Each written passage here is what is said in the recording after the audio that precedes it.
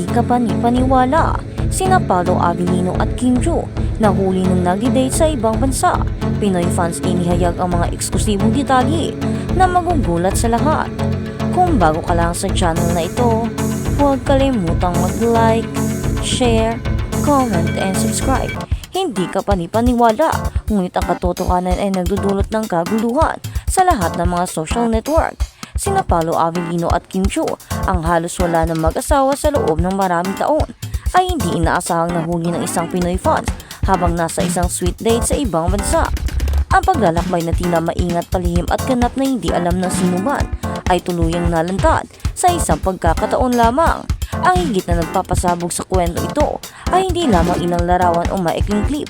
Ang maswerteng Pinoy fan na iyon ay nasaksihan ang maraming hindi ka paniwalang mga detalye sa kanyang sariling mga mata, kasama ang mga eksklusibong mga kwento na hindi kailanman lumabas saan man. Ang detaling iyon ay nagpagulo sa online komunidad, lalo na sa mga tagahanga ng Kim Pao at matinding makipagtalo.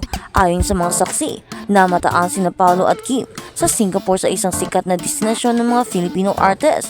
Kamakailan dahil sa lugar na ito ay madalas na nag-host ang mga entertainment event, international concert at ilang mga oras lang ang biyahe mula sa Maynila. Noong Biyernes ng gabi, sa isang sikat na shopping mall na Orchard Road, isang Pinoy fan ang nagulat nang makita si Paolo Avellino na naka-casual outfit, isang puting sando, itim na maong at isang baseball cap. Sa tabi niya mismo ay si Kim Joo, hindi mapag-aalinlangan sa isang magaan na floral na damit, kasama ang kanyang pamilyar na maliwanag na ngiti. Ayon sa kwento, hindi iniwasan ng dalawa ang tingin ng tao sa kanilang paligid. Naglalakad sila at nag-uusap, paminsan-minsan ay humihinto sa harap ng mga tindahan, at lalo na si Paolo ay patuloy na kumilos ng galanti, tulad ng paghawak sa bag ni Kim para sa kanya. Dahan-dahang inakbayan siya kapag dumadaan sa karamihan. Hindi ko akalain na makikita ko sila dito. Ang sweet nila sobra, para talagang magjowa na walang tinatago. The Pinoy fan recounted, "They are so sweet." Mabilis na kinuha ng Pinoy fan na ito ang mga kanyang telepono at nag-record na clip na humigit kumulang 20 na segundo ang haba. Sa clip, magkasamang pumipili ng mga items ni Paolo at Kim sa isang souvenir shop. Bigla ang sinubukan ni Paolo ang isang woolly na sombrero sa ulo ni Kim na nagpangiti sa kanyang mawala sa kanilang dalawa. Ang nakapansin na may kinukunan na sila, kaya natural ang mga sandaling iyon. Di nagtagal, naging viral ang clip sa TikTok at Facebook na umakit ng daan-daang libong view sa loob lamang ng ilang oras. Ang mga tagahanga ng Kim Pao ay agad na sumabog sa emosyon. Ang ilan ay natutuwa na sa wakas ay makikita ang dalawa sa publiko, habang iba naman ay nagulat na si Paolo na kadalasang nakalaan ay bukas na bukas tungkol sa pagpapakita ng pagmamahal.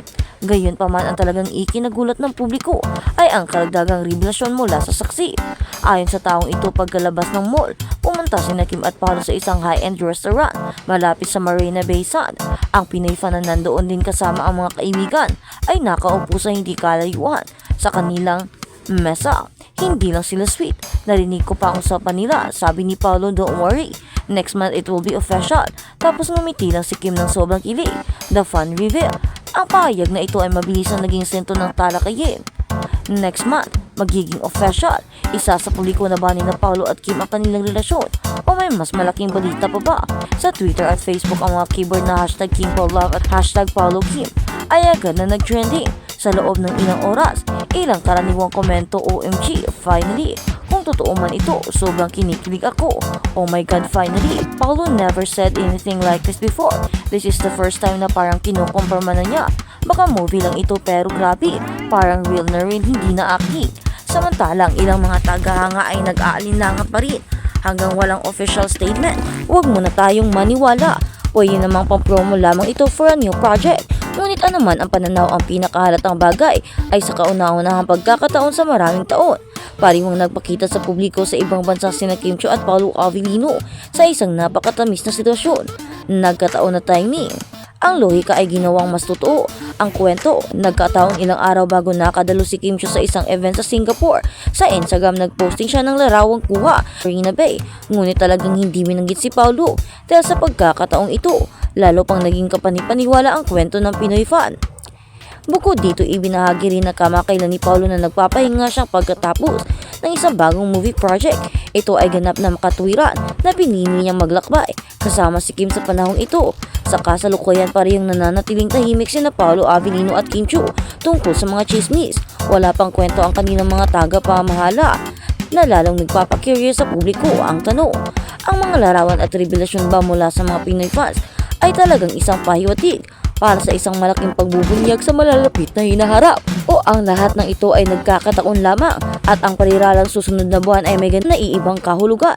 Ano man ang kaso, isang bagay ang sigurado: Kim at Paolo's sweet images abroad are enough to create a storm on social media. At para sa komunidad ng tagahanga ng Kim Pao, maaaring ito na ang tanda na hinihintay nila sa lahat ng mga pagkakataon. At kung totoo man ang mga pangyayari dito sa Singapore sa kanilang bakasyon, na kung saan kamakailan ay dumiretso sila dito galing London patungong Singapore, hindi na sila umuwi pa ng Pilipinas or dumiretso dahil gusto pa daw nilang magbanding. Ang hindi nila inaasahan ay makukunan sila ng video ng isang fan. Ang para kasi sa kanila ay gusto nilang maging normal, kaya naman pumupunta sila sa ibang bansa. Ang di lang namalaya na mangyari ay yun nga, nag-feel at may nakakita. Ang dapat na sekreto ay naging laman na lahat ng publiko, lalo na sa social media at sa buong mundo. At sa kabilang banda, pinatunayan ni Paolo Avellino ang kanyang pagmamahal kay Kim Chiu sa mundo. Hindi makapaniwala ang mga tagahanga na maglalakas loob niyang gawin ito sa harap ng social media. Sa industriya ng entertainment sa Pilipinas, masyadong pamilyar kapag ang mga alingaw ng pag-ibig sa pagitan ng mga bituin ay patuloy na sumasabog at pagkatapos ay namamatay. Pero bihira lamang ang moment na sapat na makapangyarihan para magpigil hininga ang buong showbiz, gaya na nangyari sa isang media event kagabi. Sa gitna ng dusi-dusi ng mga reporter, nakatutok ang mga kamera sa kanila at daan-daang mga tagahanga ang nagpupumilit para makita ang kanilang idolo. Biglang gumawa ng matapang na hakbang si Paolo Avellino para kay Kim Chiu, isang bagay na walang nangahas na isipin na sa publiko niya sa ganitong lawak. Dati maraming beses nang pinagtambal sina Paolo at Kim.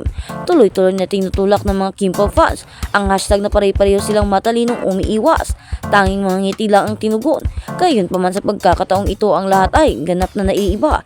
Hindi na ito haka-haka, hindi na haka-haka ng fan, kundi isang sandali ng pasabog na pag-ibig na nasaksihan ng direkta sa harap ng media. Naganap ang insidenteng espesyal na press conference ng ABS-CBN kasabay ng paglulunsad ng Philippine version ng hit TV project na What's Wrong with Secretary Kim, kung saan gumanap si Paolo Avellino bilang male lead. Inaabangan na ang kaganapan dahil curious ang mga manunood kung paano magiging chemistry si Paolo sa kanyang bagong leading lady sa screen. Gayon pa man, ang lahat ng ilaw ng entablado ay biglang nag-iba ng direksyon nang hindi inaasahang lumitaw si Kim Chiu bilang isang espesyal na panauhin.